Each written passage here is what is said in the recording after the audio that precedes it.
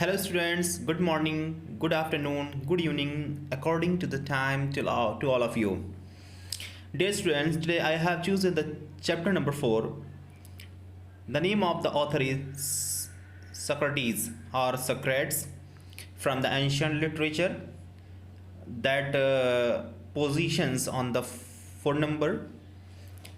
So let me tell you some important points of Socrates. Dear students, Socrates 470. Socrates, who was born in 470 BC and died in 399 BC, born in Alopes. Guys देखें कि Socrates जो थे, हालांकि हिंदी में सुकरात कहते हैं, बहुत जगह इसका प्रोनाउंसिएशन सक्रटीज़ कहते हैं, तो जैसा भी आप प्रोनाउंस कर लें। बॉर्न इन एलोपीस में जो कि एथेंस में है, एथेंस के तटवर्ती क्षेत्र यानी सीमावर्ती क्षेत्र में है, फ्रंटियर लाइन पे है। Was a classical Greek philosopher, ये क्लासिकल ग्रीक फिलोसोफर थे। Credit as one of the founders of western philosophy, इनको वेस्टर्न फिलोसफी का फाउंडर भी कहा जाता है, यानी कि ऐसे बहुत सारे फाउंडर्स हैं वेस्टर्न फिलॉसफी के, उनमें से एक ये भी इनको क्रेडिट दिया जाता है। तो डियर स्टूडेंट्स देखिए, इनके डेथ की बात जो है 399 बीसी में की गई है और प्लेस का नाम मेंशन नहीं है क्योंकि ये एथेंस में ही मरे थे। और एथेंस जो एलोपीस है वो भी एथेंस में ही जो है फ्रंटियर लाइन पे आता है, वहाँ पर, इसीलिए स्पेसिफिकली जो मैंने इसका नेम मेंशन कर दिया है। आगे चलते हैं। She is an enigmatic figure chiefly known through the accounts. देखें, he is an enigmatic figure chiefly known through the accounts of classical writers, specially the writings of his students Plato and Xenophon and the plays of his contemporary Aristophanes. Actually Socrates जो थे ना, वो बड़े ही enigmatic figure रहे। Reason ये था, enigmatic means क्या होता है, जैसे बड़ा पेचीदा, कॉम्प्लेक्स, या जिसके बारे में जानना बड़ा मुश्किल हो। ऐसा इसलिए क्योंकि इन्होंने कोई भी राइटिंग या क्रिएशन नहीं किया, कोई भी रचना नहीं की।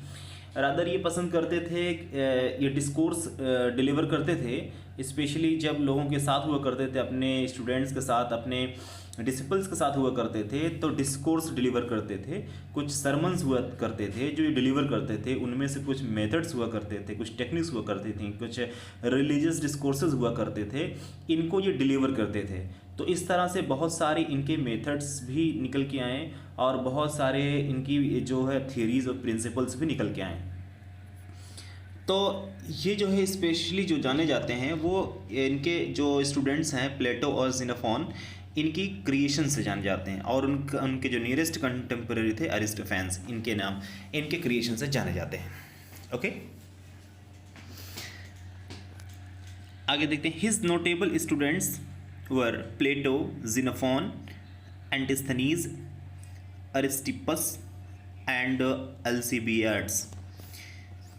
तो इनके जो नोटेबल स्टूडेंट्स थे ये प्लेटो, ज़ेनोफॉन, अरिस्टनीज और अरिस्टिपस और अल्सिबियाड्स थे। Okay, Ion of Chios travel journal gives some information about Socrates life.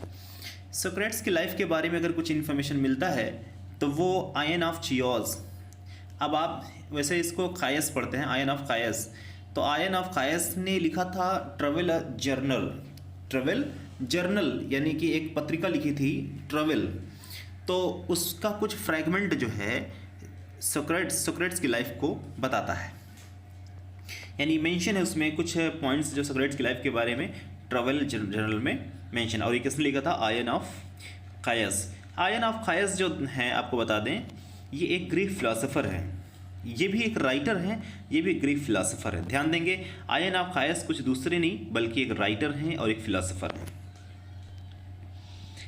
Next है, Socrates has become renowned for his contribution to the field of ethics and epistemology. Socrates जो है बड़े famous रहे, रिनाउंड रहे, वो भी ethics और epistemology के फील्ड में कंट्रीब्यूशन के लिए। अब एथिक्स क्या है?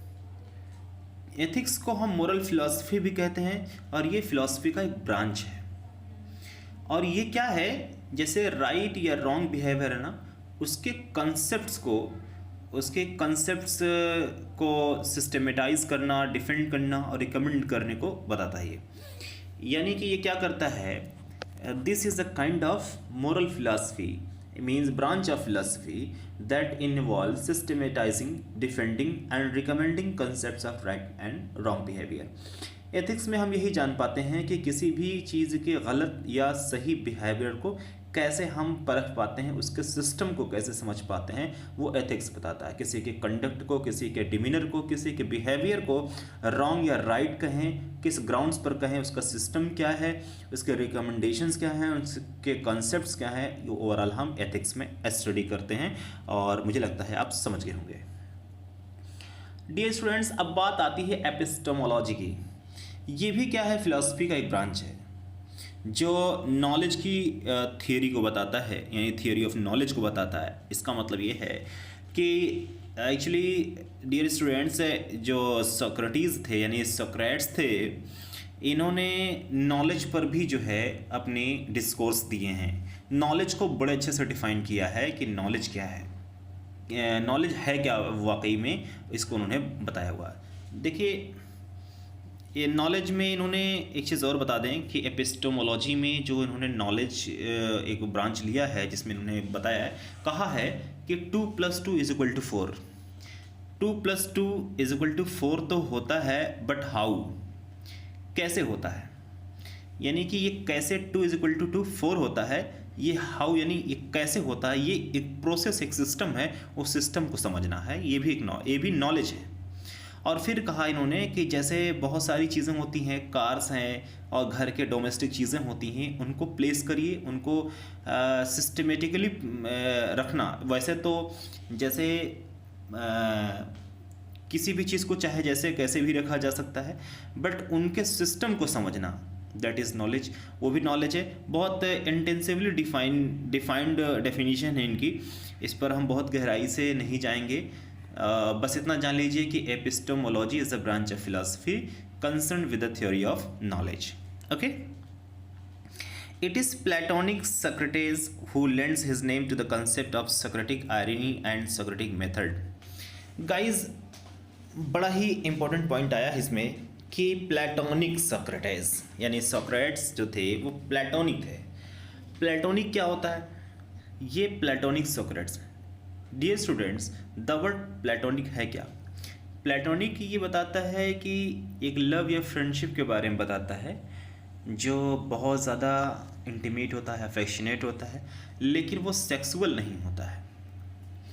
I hope you are getting me, यानी कि नॉन सेक्सुअल रिलेशनशिप और the affection, okay, is called Platonic. अब चूंकि जब जिसमें सेक्सुअल रिलेशनशिप नहीं होगा, तो वो जो लव होगा वो जो होगा स्पिरिचुअल लव होगा, इंटेलेक्चुअल होगा वो। यानी कि यहाँ पर जो प्लेटोनिक वर्ड यूज़ किया गया है स्पिरिचुअल, क्योंकि वो फिलॉसफी चूँकि वो फिलॉसफी के ब्रांच से बिलोंग करते थे, फिलॉसफी से बिलोंग करते, एक बहुत बड़े फिलॉसफर थे। तो प्लेटोनिक वर्ड जो है, ध्यान दें, प्लेटोनिक मीन्स क्या होता है? प्लेटोनिक मीन्स होता है एक ऐसा रिलेशनशिप जिसमें सेक्स नहीं अपनाया जाता है, ऐसी मोहब्बत, प्रेम, अफेक्शन जिसमें सेक्स का कोई रोल नहीं है, बल्कि वो प्यार बिना सेक्स के यानी बिना सेल्फिशनेस के होता है।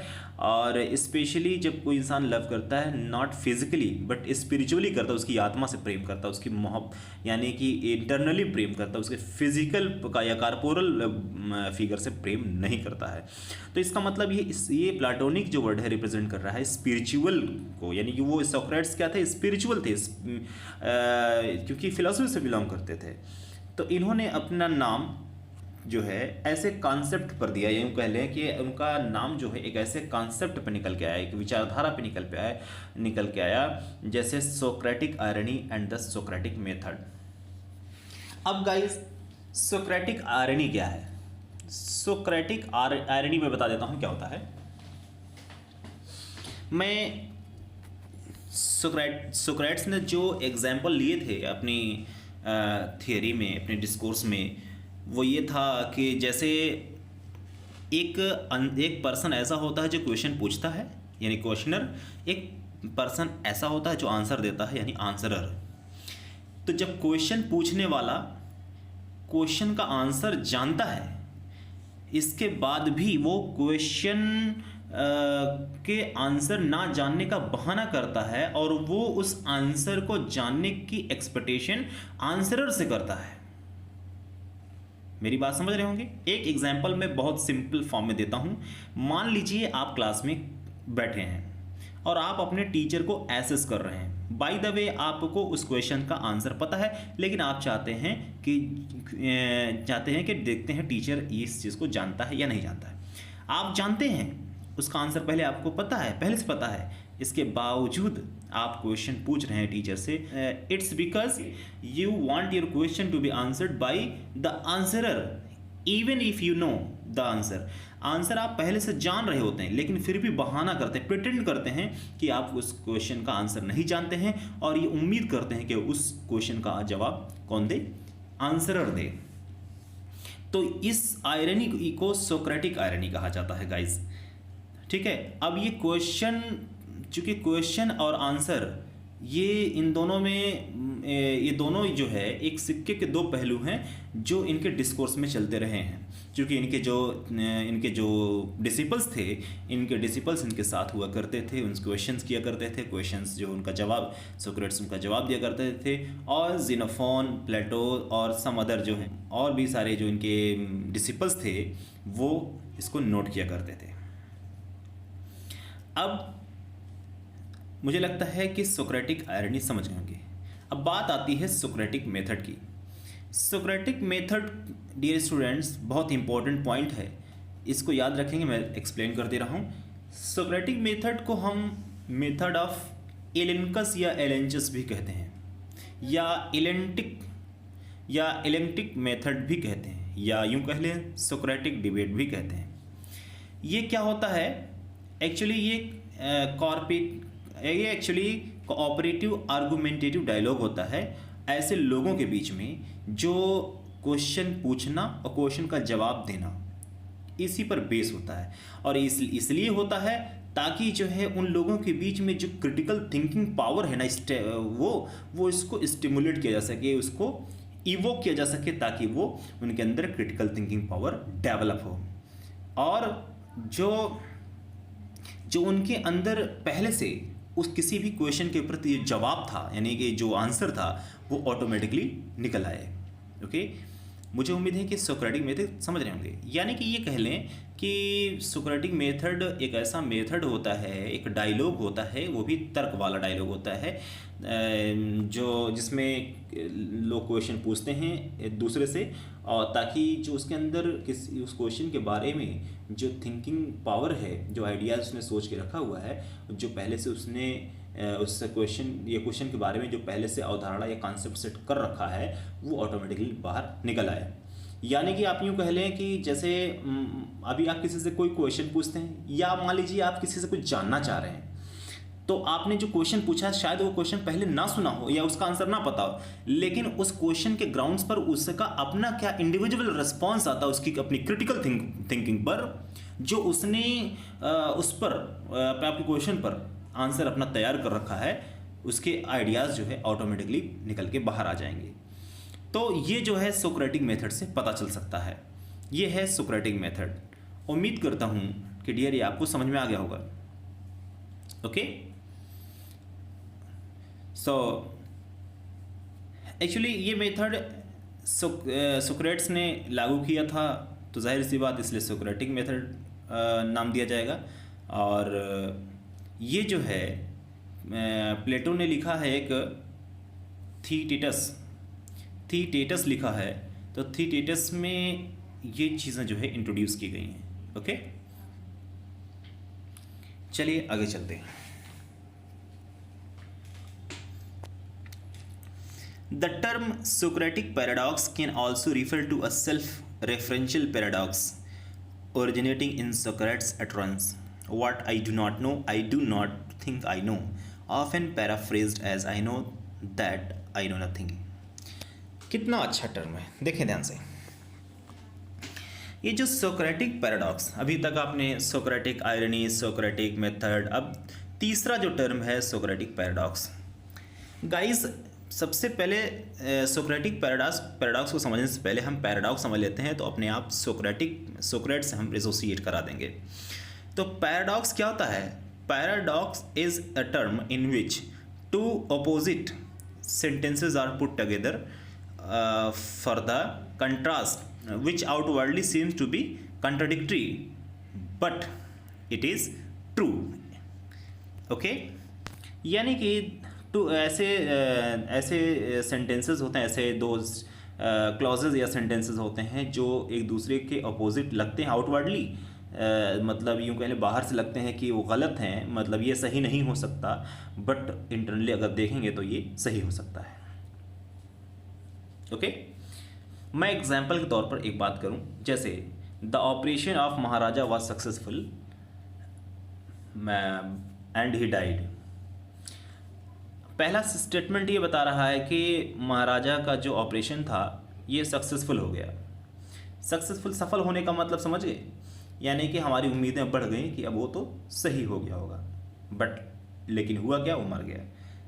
तो अब ये बताइए, अब बाहर से देखने में ये लगता है कि वो जिंदा होंगे क्योंकि ऑपरेशन सफल हो गया, बट ऐसा नहीं है। ऑपरेशन सफल होने का मतलब ये नहीं होता है कि वो जिंदा हो। ओके, क्योंकि जो इंसान जिंदा सही सलामत होता है उसका कोई भरोसा नहीं होता, वो मर जाता, तो ऑपरेशन के बाद मरना कोई बहुत बड़ी बात नहीं है। देखिए, अब बात आती है सोक्रेटिक पैराडॉक्स की, तो ये can also refer to a self referential paradox. ये सेल्फ रेफरेंशियल पैराडॉक्स को रेफर करता है, ओरिजिनेटिंग इन सोक्रेट्स अटरेंस। ये सोक्रेट्स के अटरेंस मीन्स होता है उनके स्पीच में, उनके कही हुई बातों में ओरिजिनेट होता है, यहाँ से वहाँ से निकल के आता है।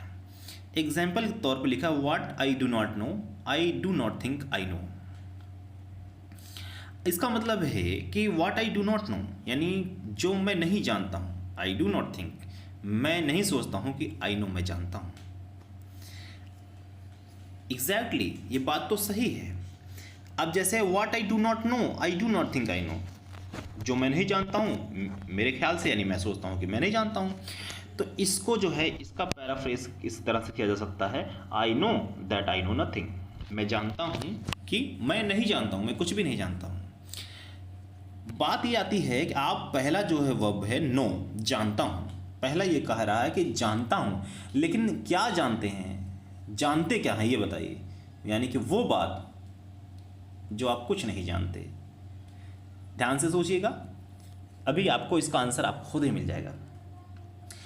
मैंने कहा कि व्हाट डू यू नो, आपने कहा मैं सर इंग्लिश जानता हूँ, मैं हिंदी जानता हूँ, मैं साइंस जानता हूँ, सब आपने बताना शुरू किया। अब इसी साइंस को आप ये कह लीजिए ये कुछ नहीं, अब बोलिए, या इसी इंग्लिश को कह लीजिए कुछ नहीं, या इसी हिंदी को कह लीजिए कि कुछ नहीं। तो आप कैसे बोलेंगे? मैं जानता हूँ क्या, कुछ नहीं, यानी कि मैं जानता तो हूँ, दैट आई नो नथिंग, कि मैं कुछ भी नहीं जानता हूँ, वो बात है, यानी कि मैं कुछ भी नहीं जानता हूँ, ये तो मुझे भी पता है। आप जानते होंगे कि देखिए ये चूँकि अगर मान लीजिए आपसे किसी ने कह दिया भैया आपको कुछ नहीं पता, ठीक है, आप कुछ नहीं जानते हैं, तो आप क्या कहेंगे? ये तो हमें भी पता है कि हमें कुछ नहीं पता। तो इस तरह से जो है ये सोक्रेटिक पैराडॉक्स इन्होंने क्रिएट किया है, ठीक है। यानी कि देखिए दो क्लॉज हैं, आई नो, नो में पता है, और दूसरे में जो क्लॉज है उसमें कह रहा है नहीं पता है। तो हालांकि बात सही है, मैंने बोला था आउटवर्डली क्या होता है, बिल्कुल बिल्कुल जैसे लगता है कि हो ही नहीं सकता है ना, बहुत ज़्यादा कंट्रास्ट उसमें क्रिएट हो जाता है, बट अगर इंटरनली देखें तो ये ट्रू पाया जाता, सच पाया जाता है, रियल रहता है। Next, Socrates is a major character in Mary Reynolds historical novel the last of the wine. अब सोक्रेट्स जो है एक कैरेक्टर के रूप में जो है मैरी रेनॉल्ड का एक हिस्टोरिकल नावल है जिसका नाम है the last of the wine.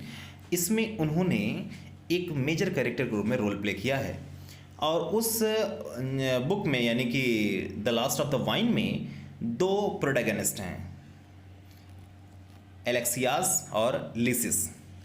एलेक्सियास और लिसिस, चूँकि ये दोनों प्रोटैगनिस्ट क्या करते थे एथेंस में, इस चूँकि स्टोरी लीड करती है एथेंस में, हिस्टोरिकल नावल जो है the last of the mine Athens में ही लीड करती है। और ये जो सोक्रेट्स होता है एक सेंट के रूप में होता है, एक साधु के संत के रूप में होता है, और एक या टीचर के रूप में होता है, एक फिलोसफर के रूप में होता है, टॉर्च बेयरर के रूप में होता है। और ये दोनों प्रोटैगनिस्ट उन्हीं के अंडर में क्या करते हैं, स्टडी करते हैं। Hope this point is clear. Next है apology is a monologue delivered by Socrates but it was written by Plato. अब एपोलॉजी क्या है, एक मोनोलॉग है जिसको लिखा था किसने, प्लेटो ने लिखा था। लेकिन अगर इसमें डिस्कोर्स की बात करें तो वो सोक्रेट्स की डिस्कोर्स यानी मोनोलॉग जो इसमें डिलीवर किया गया है, प्लेटो ने उसको उसमें शामिल किया है। यानी कि सोक्रेट्स के स्पीच या मोनोलॉग को प्लेटो ने अपने एपोलॉजी में शामिल किया है। याद रहे कि सोक्रेट्स ने कोई भी रचना नहीं की है। Socrates never individually wrote anything that remains extant. देखिए बात यहाँ पर क्लियर हो गई है कि सोक्रेट्स ने कभी भी इंडिविजुअली कुछ भी नहीं लिखा जो आज एक्सटेंट, यानी एक्सटेंट मीन्स होता है प्रेजेंट में, रिमेन्स हो यानी बचा हो। As a result all first hand information about him and his philosophies depend upon secondary sources.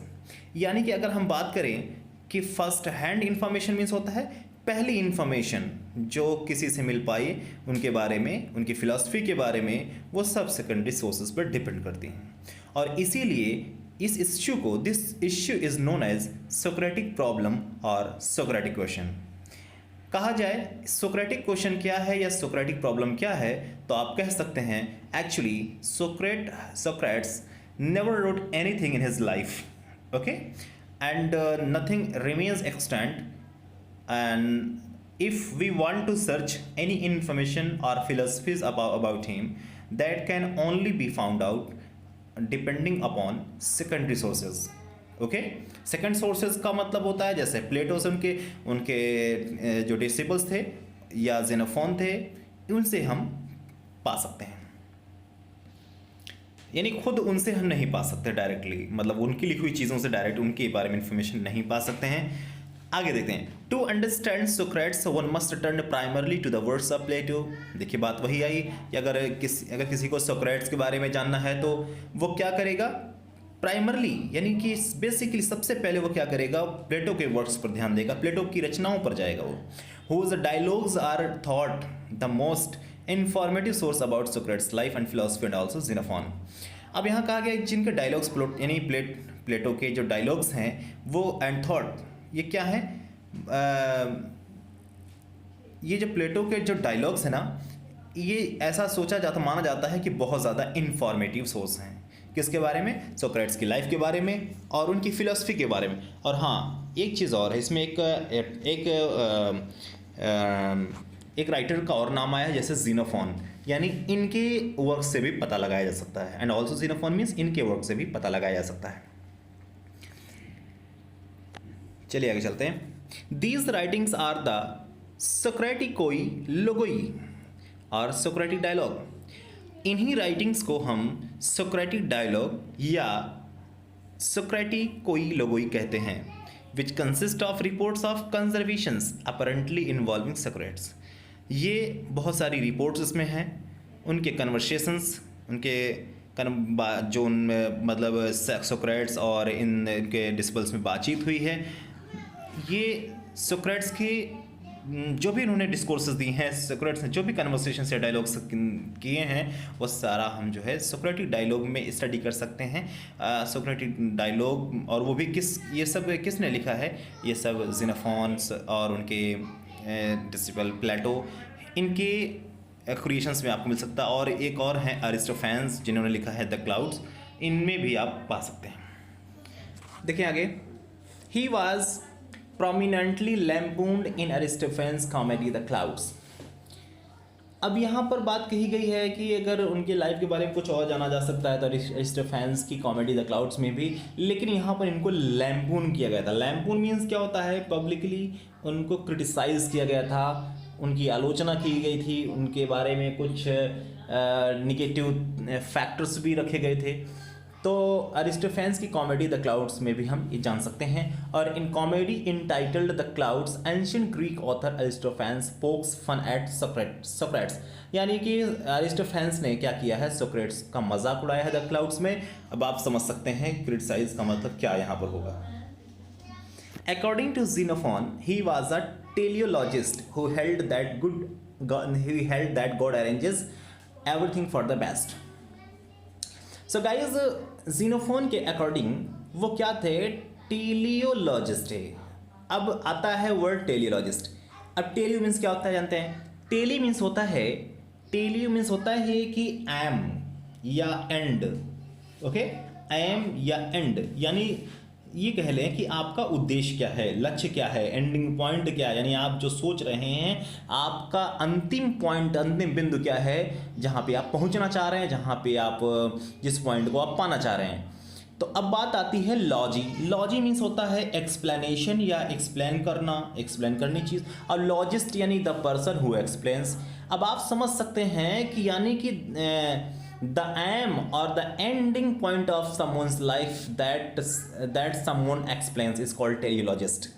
यानी कि कोई भी इंसान जो किसी भी लाइफ के एंडिंग पॉइंट, अभी मैं मौत की बात नहीं कर रहा हूँ मैं, यानी कि जो कॉन्सेप्ट्स होते हैं, जो विचारधाराएं होती हैं, जो सोचने का एंडिंग पॉइंट होता है फिलॉसफी में, वहाँ की बात की जा रही है कि वो बहुत बड़े टेलियोलॉजिस्ट थे Xenophon के अकॉर्डिंग। यानी कि वो विचार हम कहाँ तक सोच पाते हैं, उसकी एंडिंग पॉइंट क्या है, वो उसके बारे में बहुत बड़े वो जानकार थे। Who held that God arranges everything for the best, जिन्होंने ये बताया कि गॉड क्या करता है, अरेंज करता है सब कुछ, फॉर द बेस्ट मीन्स सबसे अच्छा करने के लिए, मतलब सब कुछ करता है, ओके, सारी चीज़ें अरेंज कर देता है। तो उम्मीद करता हूँ ये समझ में आया होगा। आगे चलते हैं। He is best known for Socratic irony and Socratic method. Guys मैं सोक्रेटिक आयरनी और सोक्रेटिक मेथड को पहले बता चुका हूँ, ओके। पहले वाली लाइनों में मुझे लगता है इससे पहले सोक्रेटिक आयरनी और सोक्रेटिक मेथड मैंने दिया था और उसको मैं एक्सप्लेन कर चुका हूँ। तो अगर ये ना समझ में आया तो please go back to that line and listen to my voice again, okay.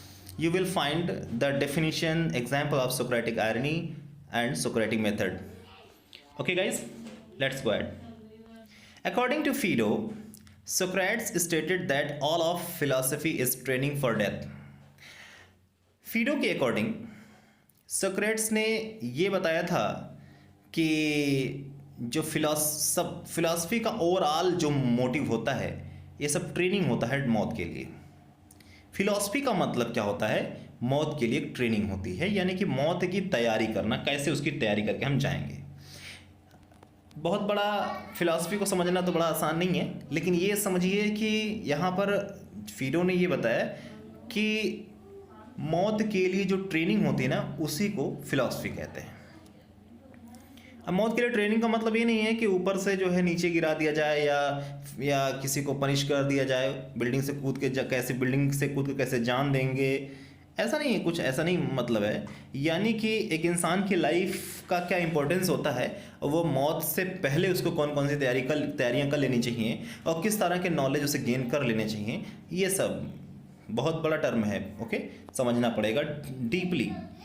तो अब बात आती है next. Socratic method is a defining element of American legal education. बड़ा इंपॉर्टेंट पॉइंट है कि जो सोक्रेटिक मेथड है, ओके, ये क्या है, अमेरिकन लीगल एजुकेशन का डिफाइनिंग एलिमेंट है।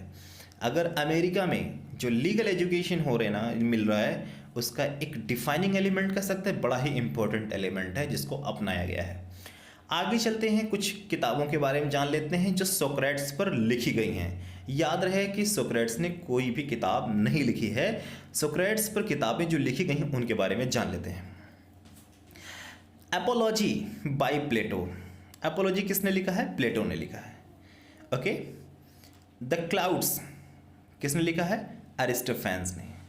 और थेटिटस किसने लिखा है, प्लेटो ने।